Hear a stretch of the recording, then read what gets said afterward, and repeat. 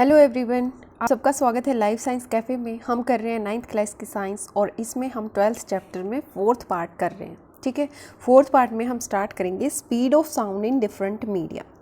ठीक है, किसी मीडियम में स्पीड क्या होती है साउंड की, हम ये समझेंगे और वो किस पे डिपेंड करती है, हम साथ में ये भी करेंगे। चलिए शुरू करते हैं। Sound propagates through a medium at definite speed. एक मीडियम में एक डेफिनेट स्पीड से साउंड प्रोपोगेट करती है।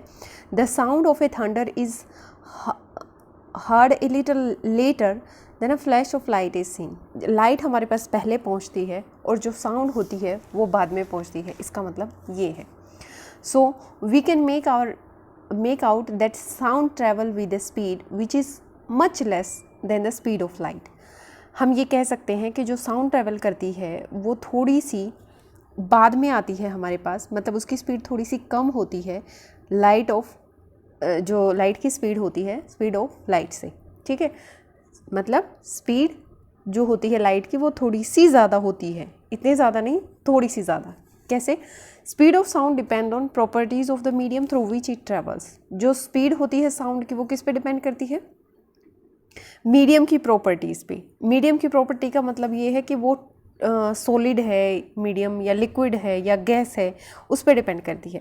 You will learn about this dependence in higher classes. ये हायर क्लासेस में भी पढ़ोगे, पर यहाँ पे क्या दिया हुआ है? The speed of sound in a medium depend also on temperature and pressure of the medium.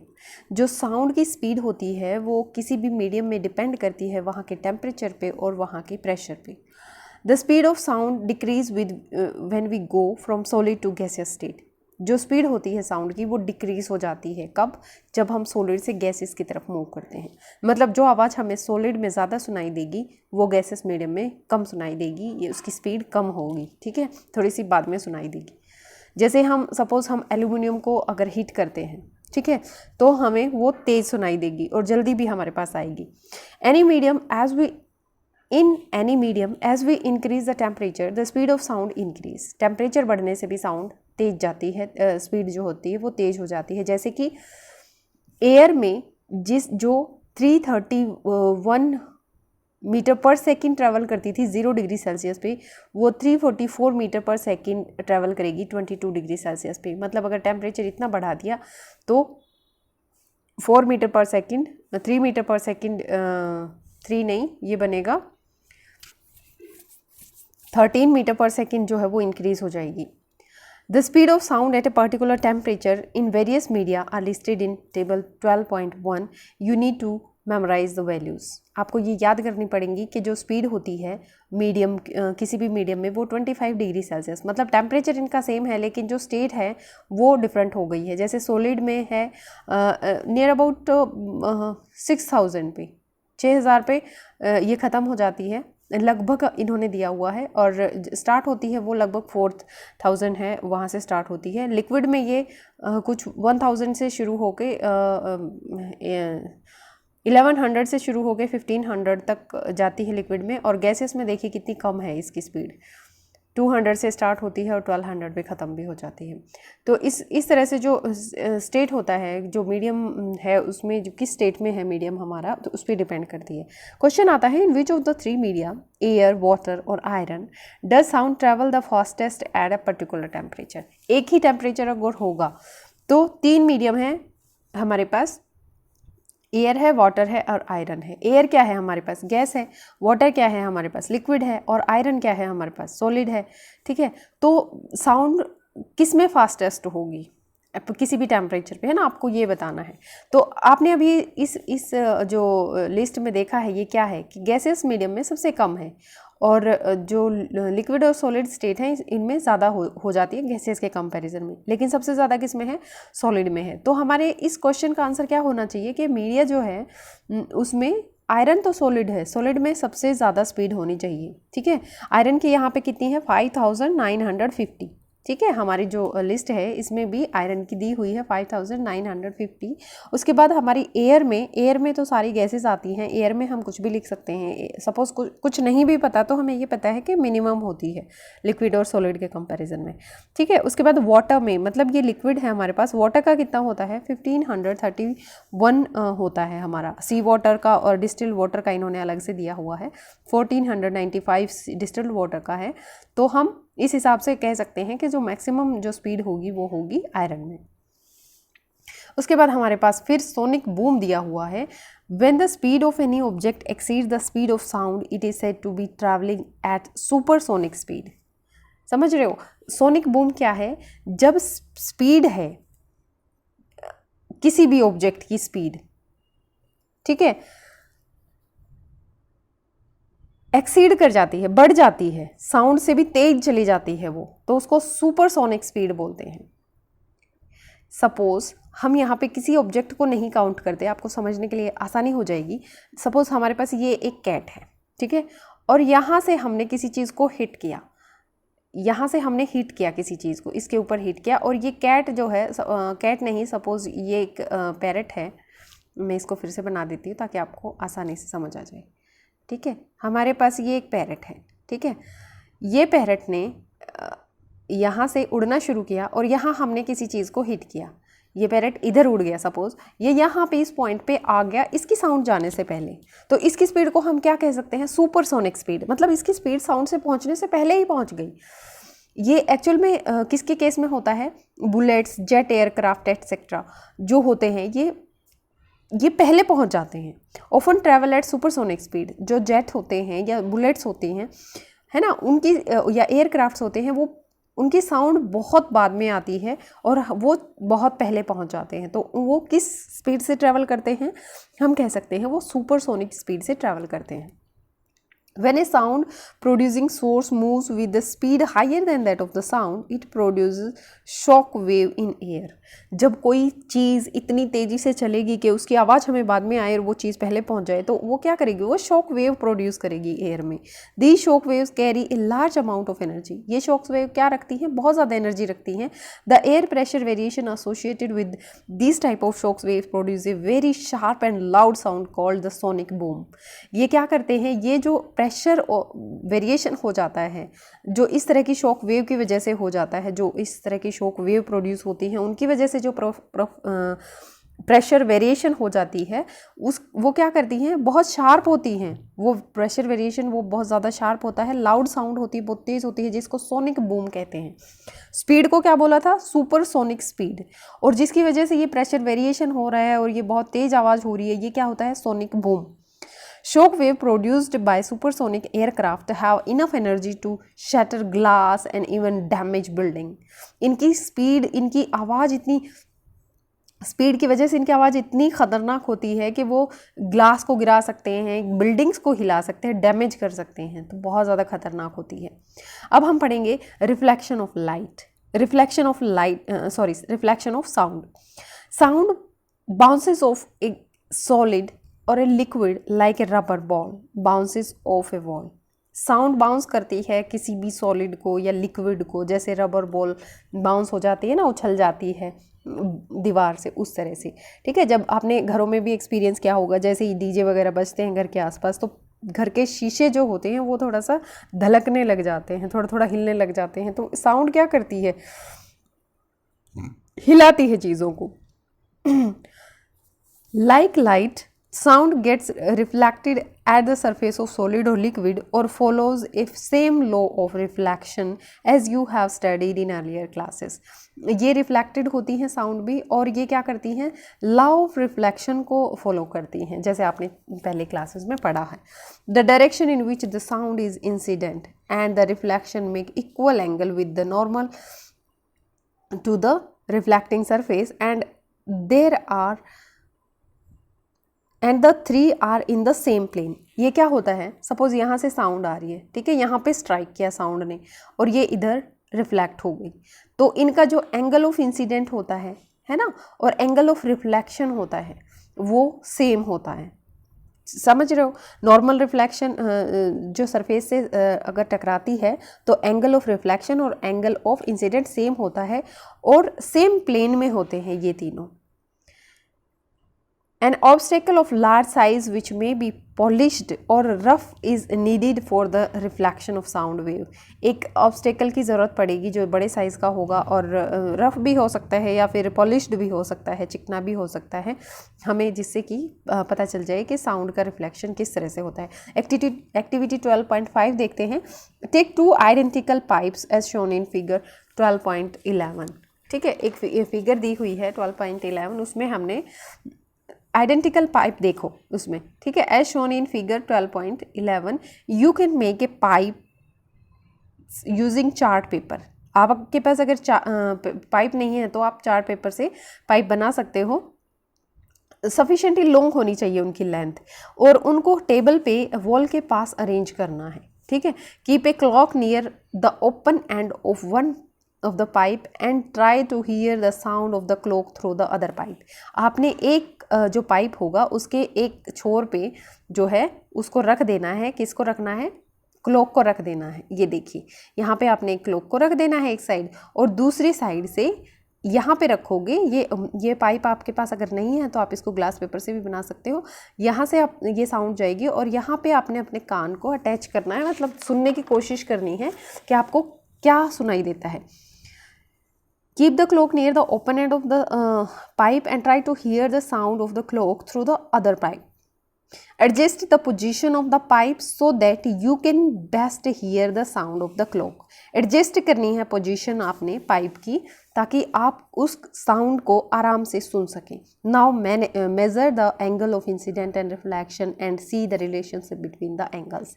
अब आपने एंगल ऑफ इंसिडेंट को और एंगल ऑफ रिफ्लेक्शन को मेजर करना है और आपने उनका रिलेशनशिप चेक करना है, देखना है कि ये एंगल्स कितने के हैं। Lift the pipe on the right vertical to a small length and observe what happens. आपने थोड़ा सा पाइप को उठाना है और फिर देखना है वर्टिकल उठा के कि अब क्या होता है। ठीक है, ये एक छोटी सी एक्टिविटी है, आपको अच्छी भी लगेगी और आपका कॉन्सेप्ट भी क्लियर हो जाएगा, समझ भी आ जाएगा आपको। उसके बाद हमारा आता है इको।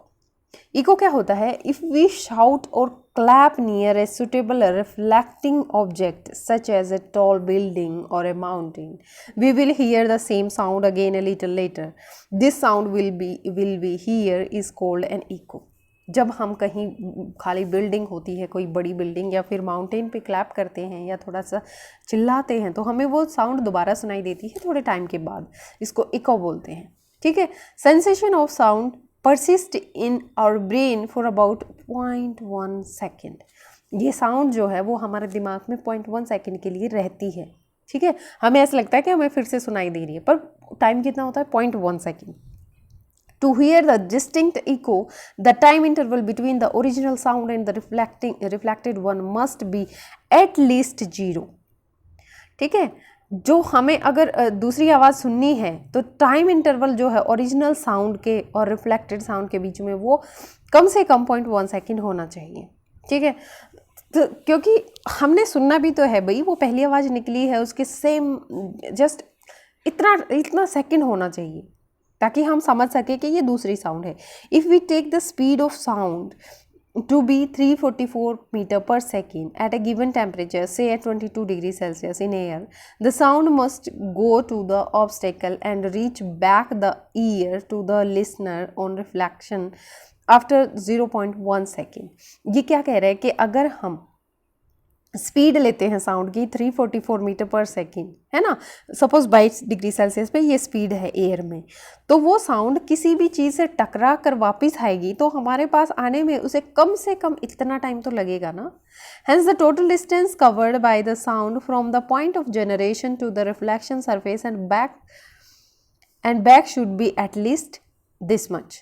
ये क्या कह रहा है कि जो टाइम टेकन है कि वो किसी चीज़ से टकराई और हमारे पास वापस आई, हम सुनने वाले के कानों तक आई, तो रिफ्लेक्शन जो हुआ इस सेकंड के बाद, तो टोटल डिस्टेंस कवर हुई है जो साउंड की जनरेशन से, जहाँ से हम बोले, सपोज हमने बोला और वो टकरा कर रिफ्लेक्ट होकर वापस आई है सरफेस से, तो वो reflecting surface and back should be at least this minute, इतना मिनट होना चाहिए। कम से कम देखिए इसको इस तरह से निकालते हैं, 344 मीटर पर सेकेंड इसकी साउंड थी, ठीक है, उसको हमने मल्टीप्लाई किया 0.1 सेकेंड से, ठीक है, तो ये कितना बच गया 34.4 minute. Thus for hearing distance echoes the minimum distance of the obstacle from the source of sound must be half of this distance that is 17.2 metre. इतना मीटर होना चाहिए, डिस्टेंस इतनी कम से कम होनी चाहिए, मिनिमम डिस्टेंस होनी चाहिए 17.2 metre. This distance will change with the temperature of the air. ये डिस्टेंस क्या है, चेंज हो जाती है, मतलब सपोज वहाँ पे टेम्परेचर कम हो जाए तो फिर ये डिस्टेंस तो बढ़ जाएगी उसके लिए, क्योंकि उसकी स्पीड ही थोड़ी सी कम हो जाएगी। इकोज में be heard more than once due two successive और मल्टीपल रिफ्लेक्शन। ये इकोज जो होते हैं कई बार सुने जा सकते हैं, क्योंकि कई बार रिफ्लेक्शन एक से ज़्यादा बार भी हो जाता है। The rolling of thunder is due to the successive reflection of the sound from the number of reflecting surface. जो रोलिंग है थंडर की वो किसकी वजह से, सक्सेसिव रिफ्लेक्शन की वजह से होती है साउंड की रिफ्लेक्टिंग सरफेस पे, such as the clouds and the land. ये जैसे बादल हो जाएं या फिर ज़मीन किस तरह की है वहाँ पे। अब पढ़ेंगे हम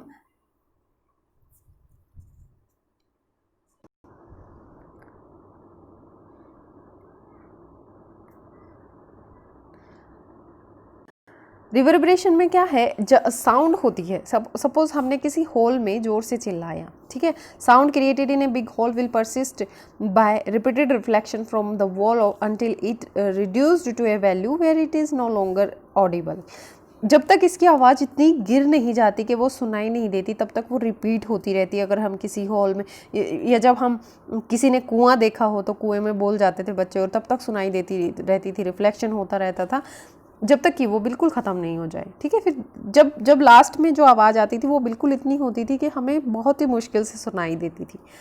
the repeated reflection that result in this persistence of sound is called reverberation, ठीक है। रिवर्बरेशन कहते हैं इसको, जब तक रिपीटेड रिफ्लेक्शन है साउंड का, उसकी परसिस्टेंट है साउंड की, वो चलती रहती है। इन एन ऑडिटोरियम और बिग हॉल, जो ऑडिटोरियम होता है कॉलेजेस में, स्कूलों में, और या फिर बड़ा हॉल समझ लो आप उसे, excessive reverberation is highly undesirable.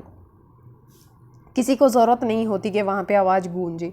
To reduce reverberation the roof and wall of the auditorium are generally covered with sound absorbent material like compressed fibre board, rough plastic और ड्रापरीज, ठीक है, इनसे ड्रापरीज से या प्लास्टिक से या साउंड एब्जॉर्बेंट लगा देते हैं उनके वहाँ पे, ताकि वो साउंड को एब्जॉर्ब कर सकें, वो दीवारें, वो छतें, ठीक है। फाइबर बोर्ड लगा देते हैं, ठीक है, रफ प्लास्टर लगा देते हैं, ड्रापरीज बोलते हैं जिनको। The seat material are also selected on the basis of the sound absorbing properties. कोई भी जो लगाते हैं वहाँ पे चीज़, वो ऐसी होनी चाहिए कि वो साउंड को एब्जॉर्ब कर सके। उसके बाद है example, a person clapped his hands near a cliff and heard the echo after 5 second. एक क्लिफ के पास वो क्लैपिंग करता है कोई बंदा और 5 सेकेंड के बाद उसे सुनता है। This is the distance, what is the distance of the cliff from the person if the speed of the sound is this 346 metre per second. अगर इसकी स्पीड इतनी है तो आप ये न्यूमेरिकल करेंगे और उसके बाद ये सॉल्यूशन अपना देखेंगे कि आपने क्या गलती करी है। अगर आपको अच्छे से समझ आ गया होगा तो आप ज़रूर कर लेंगे। अब ये देखिए इको क्या होता है। इको हमने पढ़ा था कि रिफ्लेक्ट होकर जो साउंड आती है हमारे पास थोड़ी सी देर में, मतलब 0.1 सेकेंड में, वो इको होती है, ठीक है। इको रिटर्न इन 3 सेकेंड, इस क्वेश्चन के अकॉर्डिंग 3 सेकेंड में आती है। What is the distance of the reflecting surface from the sound given that the speed of the sound is 342 metre per second. इसका आंसर आपने बताना है। ये भी सेम ही क्वेश्चन है।